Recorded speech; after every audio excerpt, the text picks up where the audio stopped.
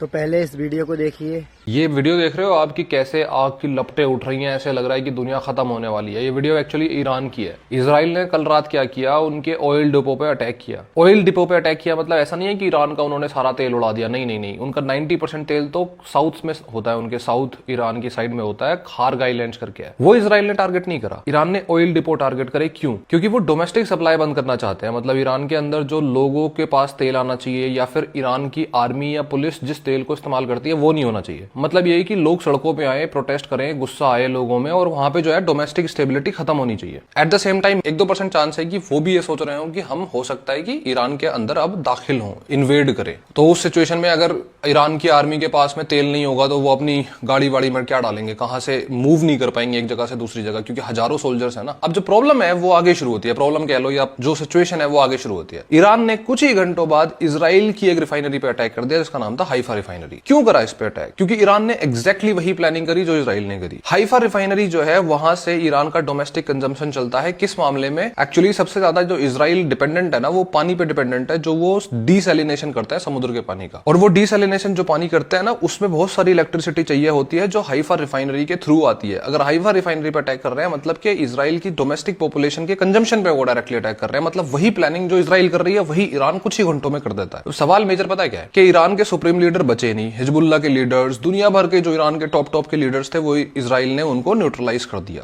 फिर ये डिसीजंस ले कौन रहा है? एक्चुअली ईरान जो है वो पिछले 20 साल से इसी की तैयारी कर रहा था। उसने एक मोज़ैक डिफेंस बनाया। मोज़ैक डिफेंस मतलब 30 से 31 यूनिट्स हैं उनकी, टूटी यूनिट्स। कोई रजीम नहीं है। यूएसए और इजराइल चाहते हैं ना कि रजीम चेंज कर देंगे, पर रजीम चेंज करोगे किसकी? ये 30-31 यूनिट्स हैं जो अलग अलग ऑपरेट करती हैं। इनके पास अपनी फाइल्स हैं, अपने ऑर्डर्स हैं, अपनी मिसाइल्स हैं, अपने ड्रोन्स हैं, सबके अलग अलग इंडिपेंडेंट, और सबके पास अपने इंस्ट्रक्शंस हैं कि अगर ये हुआ तो तुम्हें ये करना है, अगर वहां ये हुआ तो तुम्हें ये करना है। इसीलिए तो ईरान कभी रुकता ही नहीं है, उनके कितने भी लीडर्स मर जाएं। अब सोचने वाली बात यह है, जो एक सबसे स्कैरी चीज है कि अगर ऐसी सिचुएशन में यूएस या इजराइल जो है वो इन्वेड करने की सोचते हैं ईरान को, जमीन पे उतरने की, तो तुम रजीम चेंज किससे करवाओगे? और वो 30 या 31 यूनिट्स क्या करेंगी? उन्होंने कुछ तो प्लानिंग करी होगी ना 20 सालों में। इसीलिए जो अभी एनबीसी न्यूज पे एक अब्बास करके ईरान के लीडर है, उनका इंटरव्यू हो रहा था, तो न्यूज वाले ने पूछा कि क्या तुम स्केयर्ड हो कि यूएस इन्वेजन कर देगा? भाई वो स्माइल करके पता क्या बोल रहा है? We are waiting for them.